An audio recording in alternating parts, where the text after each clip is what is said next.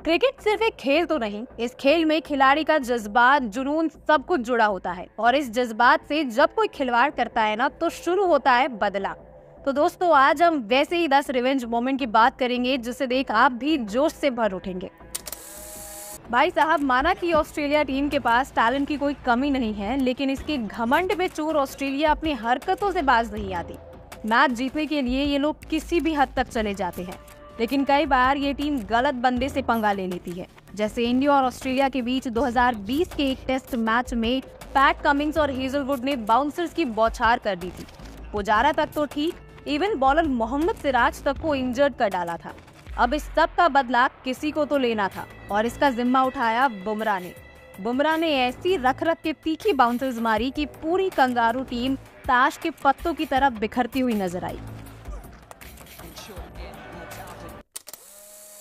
Cricket जैसे gentleman game का कोई बैड बॉय है ना, तो वो है विराट कोहली। आज तक के क्रिकेट करियर में कोहली ने अपने अगेंस्ट खड़े किसी भी खिलाड़ी को बख्शा नहीं। 2017 इंडिया वर्सेस वेस्ट इंडीज के केसरिक विलियम्स कोहली को 29 रन पर ही आउट करने के बाद नोटबुक स्टाइल में सेलिब्रेट करने लगे। वही कोहली को ये सेलिब्रेशन बिल्कुल पसंद नहीं आया। हर किसी को पता है कि विराट अपने दुश्मन को कभी नहीं बख्शते। ठीक 2 साल बाद फिर दोनों आमने सामने थे, लेकिन फिर केसरिक कोहली को स्लेज करने लगे, जिस पर कोहली का खून खौल उठा। और फिर क्या, विराट ने केसरिक विलियम्स की जमकर कुटाई कर डाली, मानो छक्के चौके की बरसात हो रही हो। और शतक पूरा करते ही विराट ने भी नोटबुक स्टाइल में सेलिब्रेट कर केसरी को उसकी औकात दिखा दी।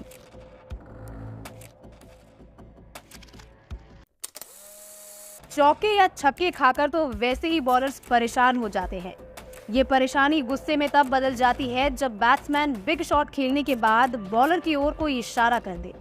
अगर ऐसा होता है तो फिर रिवेंज गेम की शुरुआत हो जाती है।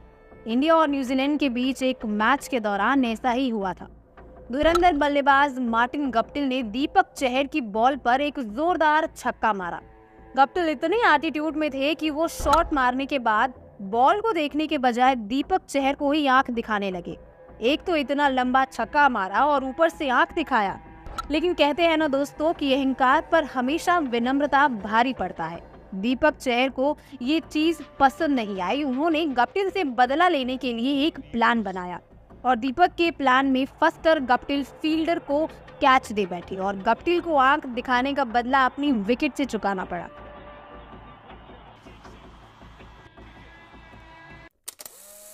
Lasith Malinga versus Andre Russell, एक यॉर्कर किंग तो वही दूसरा सिक्सर किंग। अब जब दो किंग आमने सामने हो तो मुकाबला जोरदार तो होना ही था।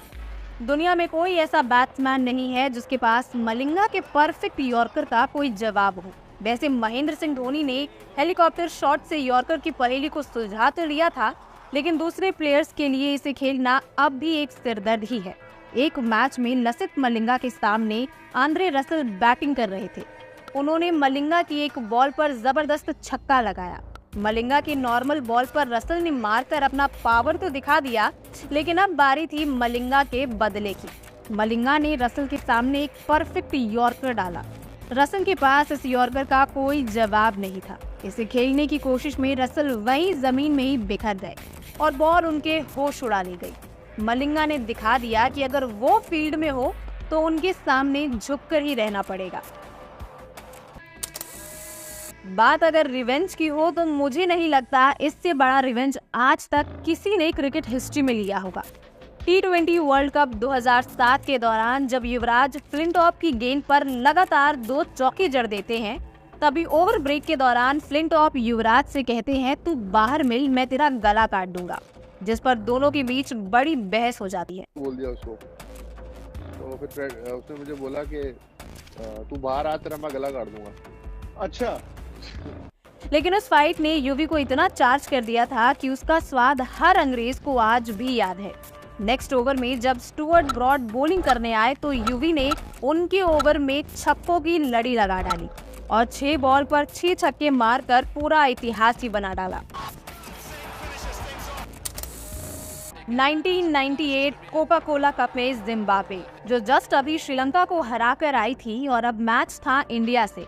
जिम्बाब्वे के खतरनाक बॉलर हेनरी ओलांगा ने आते ही इंडिया का टॉप ऑर्डर को ध्वस्त कर दिया था, जिसमें उसने सचिन को 2 बार लगातार आउट किया।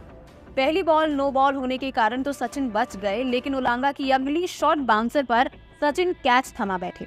इसके बाद उलांगा का सचिन को आंख दिखाते हुए सेलिब्रेशन उनको बिल्कुल रास नहीं आया और भारत वो मैच भी हार गया। लेकिन 2 दिन बाद जब दोनों टीम फिर फाइनल में सामने आई तो सचिन का रौद्र रूप मैदान पर बैठे हर शख्स ने देखा। सचिन अग्रेसिव बैटिंग करते हुए चौकों और छक्कों दोनों की लड़ी लगा दी थी। सचिन की पिटाई के सामने उलांगा पूरी तरह बेबस नजर आए। साथ ही भारत ये मैच 10 विकेट से जीत गया। आमतौर पर प्लेयर्स का रिवेंज जिस मैच में शुरू होता है उसी मैच में खत्म हो जाता है, लेकिन बेन कटिंग और सोहेल तनवीर की ये लड़ाई सिर्फ एक मैच तक नहीं बल्कि पूरे 4 साल तक चला था। सीपीएल के एक मैच में कटिंग ने तनवीर की बॉल पर लगातार 2 छक्के जड़ दिए, जिस पर तनवीर का गुस्सा 7वें आसमान पर चला गया। तीसरी बॉल पर सोहेल ने कटिंग को क्लीन बोल्ड कर दिया। वैसे तो दोनों का रिवेंज यही खत्म हो जाना चाहिए था, लेकिन तनवीर हद पार कर देते हैं और आउट करने के बाद उन्होंने अपने दोनों मिडिल फिंगर कटिंग को दिखा दिया, जो कि एक सीनियर प्लेयर के द्वारा काफी गलत था। हालांकि उस समय तो बेन कटिंग वहां से आराम से निकल गए, लेकिन उनके अंदर की आग जलती रही। पूरे 4 साल बाद दोनों दोबारा आमने सामने थे। बेन कटिंग ने दोबारा से तनवीर की ओवर में लगातार 2 छक्के लगाए, जिसके बाद उन्होंने अपना बल्ला नीचे रखा और वैसे ही तनवीर को अपने दोनों हाथों से मिडिल फिंगर दिखा डाले। आमिर सोहेल वर्सेस वेंकटेश प्रसाद। 1996 वर्ल्ड कप के दौरान पाकिस्तानी टीम 14th ओवर में ही 100 से ज्यादा रन बना चुकी थी। आमिर सोहेल वेंकटेश प्रसाद का सामना करने के लिए तैयार थे। आमिर ने उस बॉल पे जोरदार चौका मारा। बात सिर्फ इतनी होती तो कोई बात नहीं थी, लेकिन चौका मारने के बाद आमिर अपने बैट से प्रसाद की ओर इशारा करके कहा कि तुम्हारी जगह भी बाउंड्री लाइन के बाहर ही है। इसके बाद आमिर को लगा कि बॉलर प्रेशर में है, लेकिन अगले ही बॉल पर प्रसाद ने जो किया वो आमिर को अपनी गलती का एहसास कराने के लिए वो काफी था। प्रसाद ने आमिर की स्लेजिंग का जवाब एक गुड लेंथ डिलीवरी से दिया, जिससे आमिर की विकेट ही उखड़ गई और आमिर को ही बाउंड्री पार पवेलियन जाना पड़ गया। इसे कहते हैं परफेक्ट रिवेंज मोमेंट। मौका था इंडिया और ऑस्ट्रेलिया के बीच एक वनडे मैच का और बैटिंग पर थे MS धोनी, जिन पर ऑस्ट्रेलिया की टीम बाउंसर्स की मानो बारिश ही कर रही थी। उसी दौरान बेंजामिन मिल्टन हाउस की एक तीखी बाउंसर सीधा धोनी के सर पर जा लगती है, जिससे धोनी काफी गुस्से में आ जाते हैं। लेकिन फिर अगले ही ओवर में मिचेल जॉनसन की गेंद पर जब धोनी सिंगल लेना चाहते थे, तभी जॉनसन उनके रास्ते में जानबूझकर खड़े हो जाते हैं और वो वहीं गिर जाते हैं। ऐसा लग रहा था कि सारे कंगारू धोनी को ही अपना निशाना बनाने की ठान चुके थे, लेकिन धोनी को इसके बाद जो गुस्सा आया वो बहुत खतरनाक था। और फिर क्या, धोनी का विकराल रूप उस हर बॉलर ने देखा। जो भी उनके सामने आया बस पिटकर ही गया। उस दिन कंगारुओं ने मान लिया था कि धोनी का गुस्सा बहुत खराब है। फरवरी 2002 में जब इंग्लैंड भारत के दौरे पर आई, तब इंडिया शुरू के 5 मुकाबले में 3-2 से आगे चल रहा था, लेकिन छठे और आखिरी मुकाबले में इंग्लैंड जीत जाती है, जिससे सीरीज भी ड्रॉ हो जाता है, जिसमें आखिरी बॉल पर फ्लिंटॉफ विकेट लेने के बाद गांगुली को चिढ़ाने के लिए टी-शर्ट उतार हवा में लहराने लगते हैं और उनको गालियां भी देते हैं। वहीं एक तरफ गांगुली को फ्लिंटॉफ की ये हरकत बिल्कुल रास नहीं आती। गुस्से से आग बबूला हुए गांगुली बस बदला लेने का इंतजार करते हैं। जो हुआ, क्यों हुआ, कैसे हुआ, ये सब सोच के दुख भी होता था, गुस्सा भी आता। उसी साल जुलाई में जब भारत ट्रायंगुलर सीरीज खेलने इंग्लैंड जाती है और लॉर्ड्स में हो रहे फाइनल मुकाबले में भारत इंग्लैंड को हरा देता है, इसके बाद दादा अपनी टी-शर्ट उतार लॉर्ड्स की बालकनी पर जो सेलिब्रेशन करते हैं वो दिखाता है कि रिवेंज कैसे लिया जाता है। इस लम्हे को आज भी मोस्ट आइकॉनिक मोमेंट के रूप में याद किया जाता है। तो दोस्तों, आपको ये रिवेंज मोमेंट कैसा लगा? सिर्फ यही क्यों, ये सारे मोमेंट आपको कैसे लगे? किस खिलाड़ी का रिवेंज आपको सबसे ज्यादा पसंद आया? हमें कमेंट में जरूर बताएं और वीडियो को लाइक और चैनल को सब्सक्राइब करना बिल्कुल ना भूलें।